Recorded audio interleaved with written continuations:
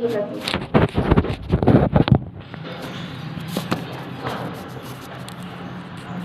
morning, students. I want to teach economics.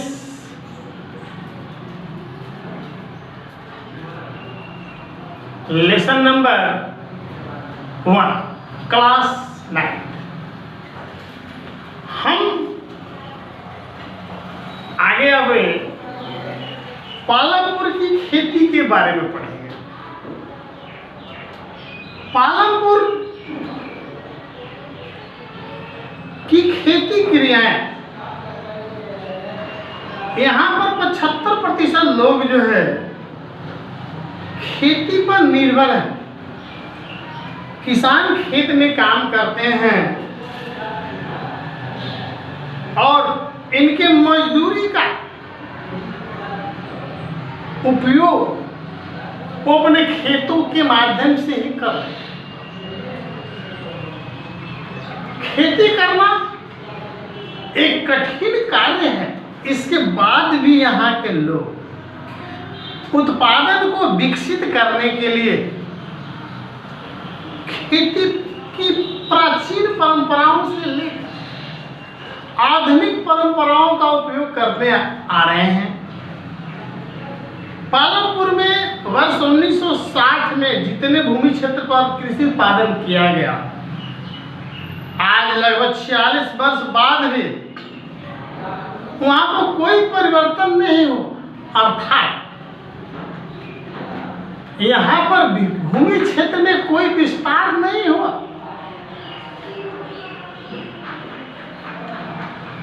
क्योंकि पहले ही पर जितना वहां की बंजर भूमि थी, सभी बंजर भूमि को कृषि के उपयुक्त बना दिया गया। इस प्रकार वहां अब खेती करने के लिए उतना ही भूमि रह गई जितना वहां पर लोग उनकी खेती को सही तरीके से कर सके। पालमपुर में जिस प्रकार की फसलें पैदा की जाती है, ये उत्तर प्रदेश के पश्चिमी भाग के गांव की तरह लगता है। यह गांव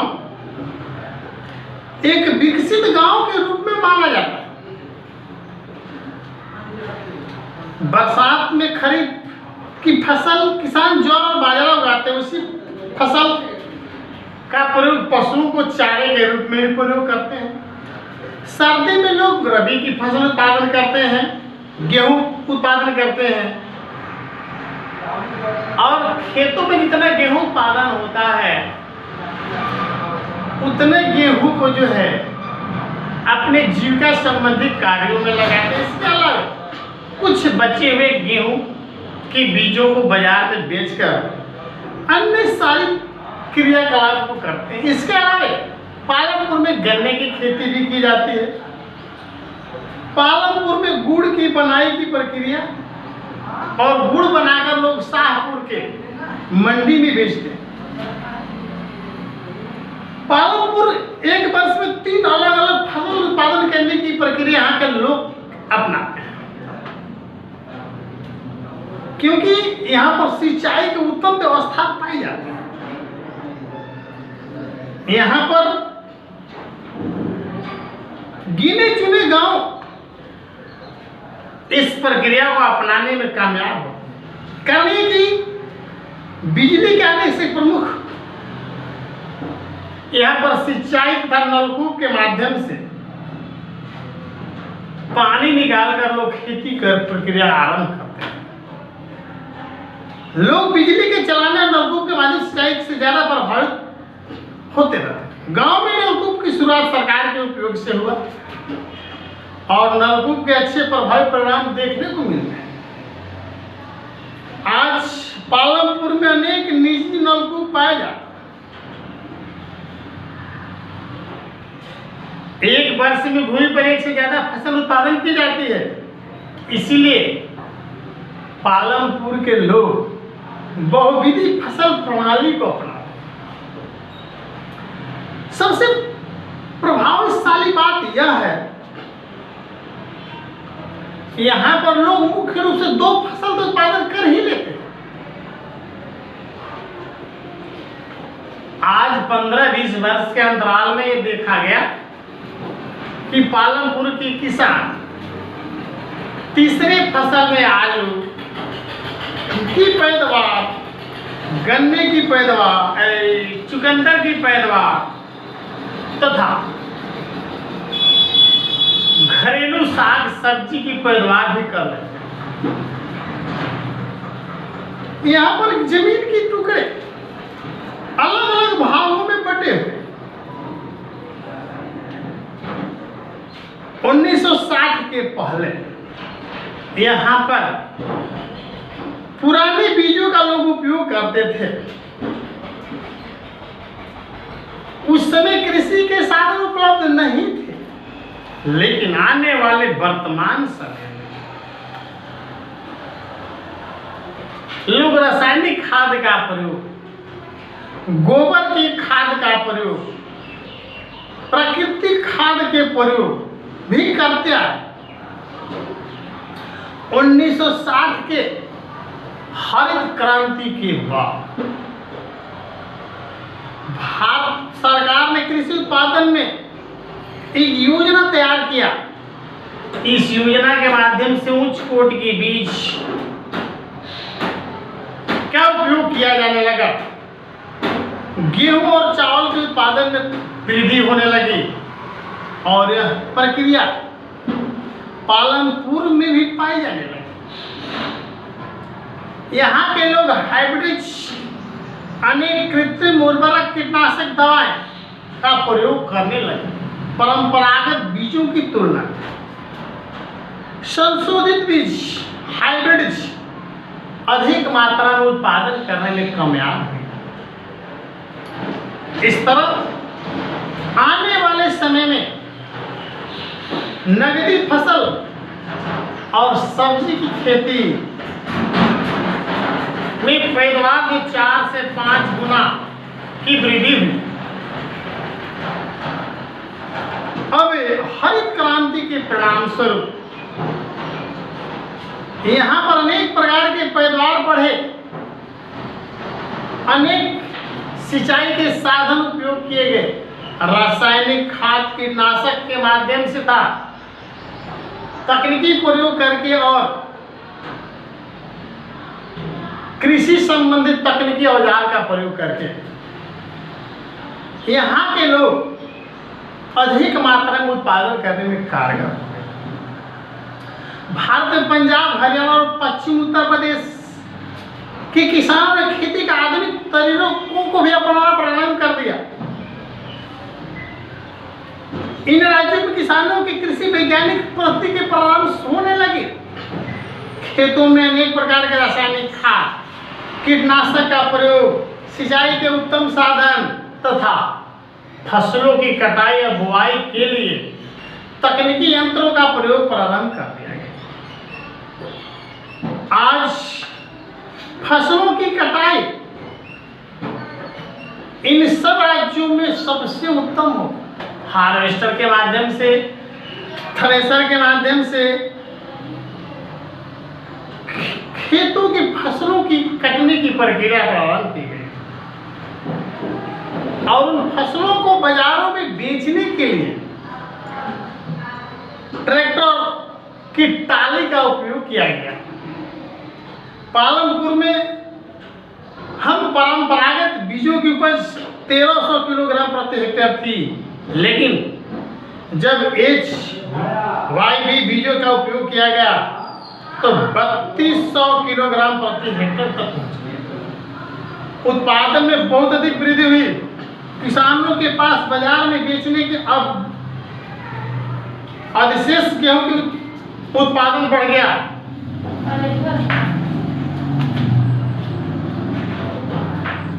भूमि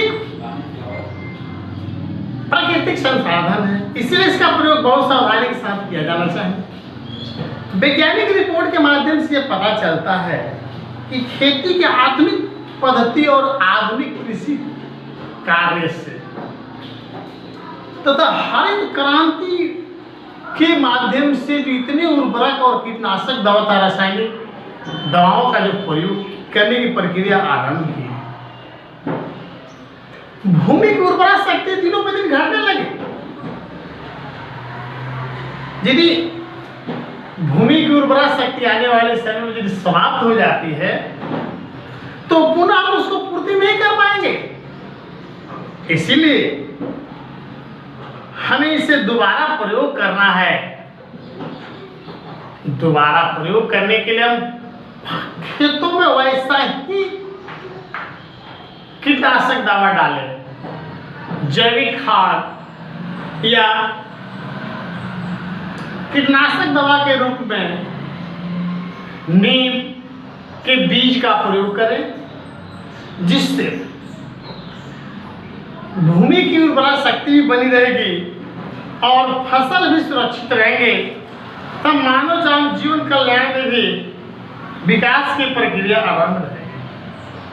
पालमपुर के किसानों के बारे में हम अध्ययन करेंगे। पालमपुर में करीब 450 परिवार के आंकड़ों के आधार पर हम देखते हैं तो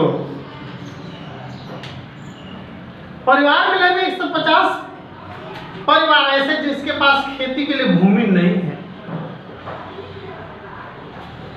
और 240 परिवार ऐसे जिनके पास 2 हेक्टेयर से कम भूमि है,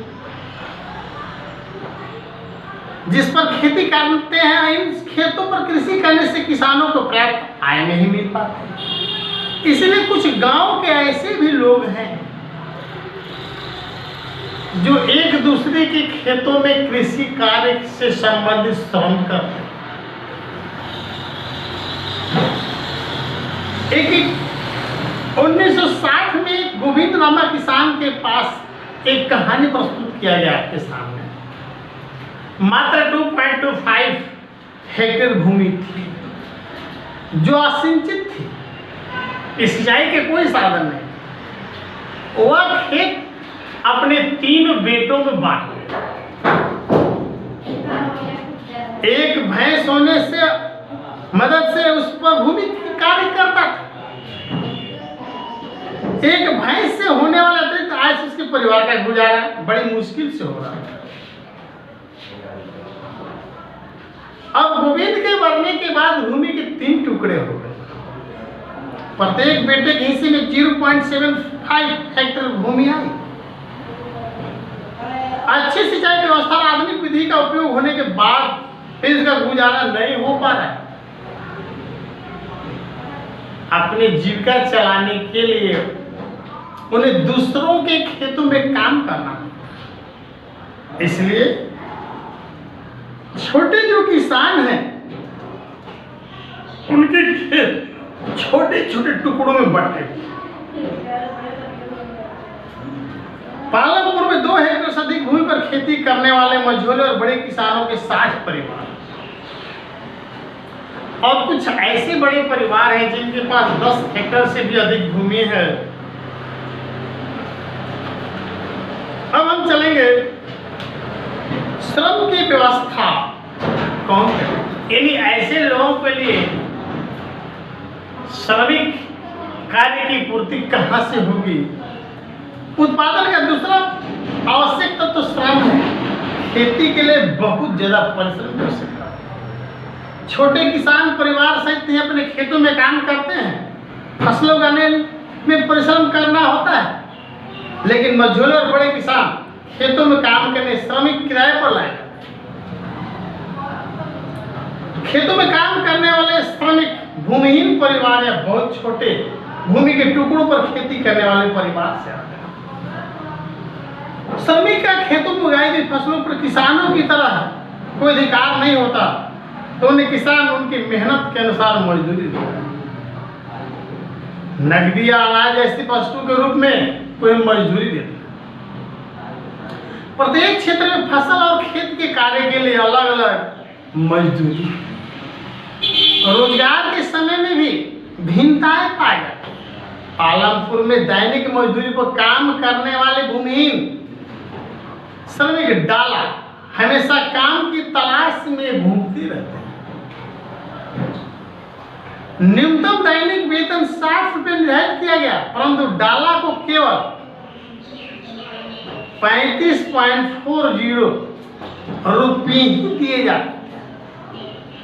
इसके बाद ही पालमपुर में काम करने वाले श्रमिकों की होड़ लगी रहती। यानी कहने का तात्पर्य हुआ कि हमारे देश में जितनी जनसंख्या है उसके अनुपात में यहाँ के लोगों के पास रोजगार उपलब्ध नहीं।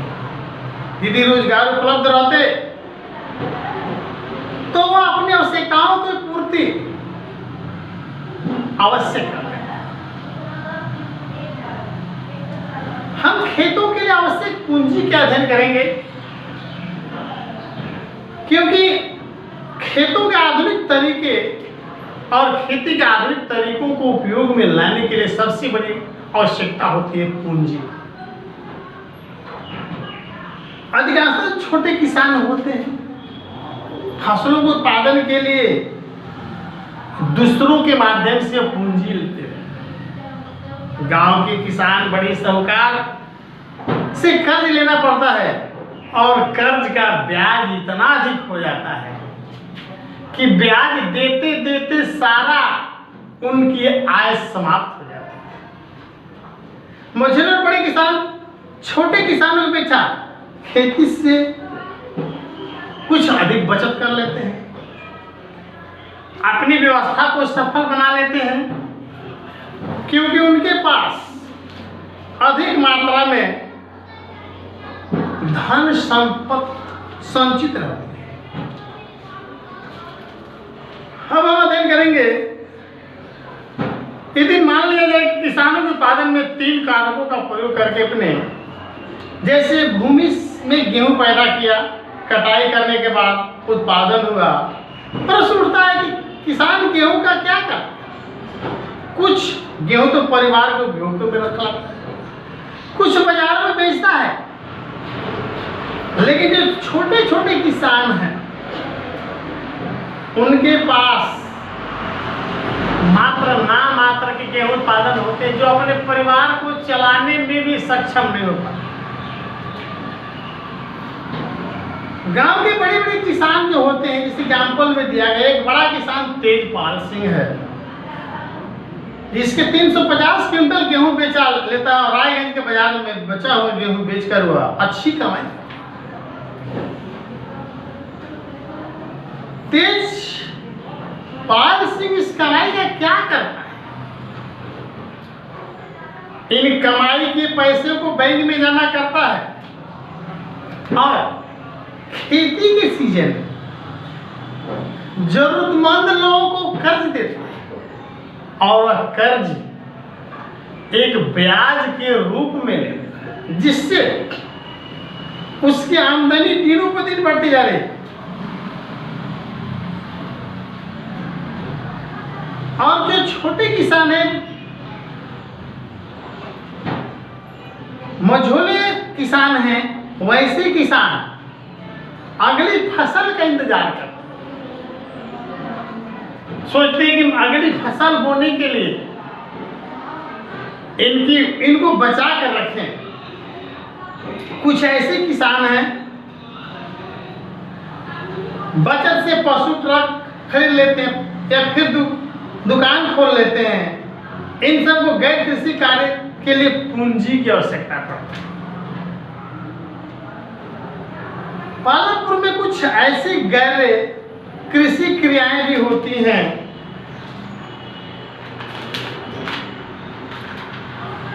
जैसे डेयरी प्रचलन। डेयरी एक ऐसी क्रिया जो पालमपुर की कई परिवार के लोग यहाँ पर काम करते हैं। लोग भैंसों को बरसात के मौसम में होने वाली घास, ज्वार, बाजरा खिलाते हैं और उससे दूध प्राप्त करते हैं और रायगंज के बाजारों में या शाहपुर के बाजारों में ले जाकर बेच देते। कहीं कहीं व्यापारियों ने दूध संग्रह और दूध का शीतल केंद्र खोला हुआ है। यहाँ पर लघु स्तरीय विनिर्माण के भी कार्य होते हैं। पालमपुर में करीब करीब 50 लोग विनिर्माण के कार्यों में लगे हुए हैं। शहरों और कस्बों में बड़ी फैक्ट्रियों द्वारा विनिर्माण किया जाता है। पालमपुर में अधिक सरल उत्पादन विधि द्वारा छोटे पैमाने पर विनिर्माण किया जाता है। घरों या खेतों में पारंपरिक श्रम की सहायता लिया जाता है। जोत पड़ने पर श्रमिक किराए पर लिए जाते हैं।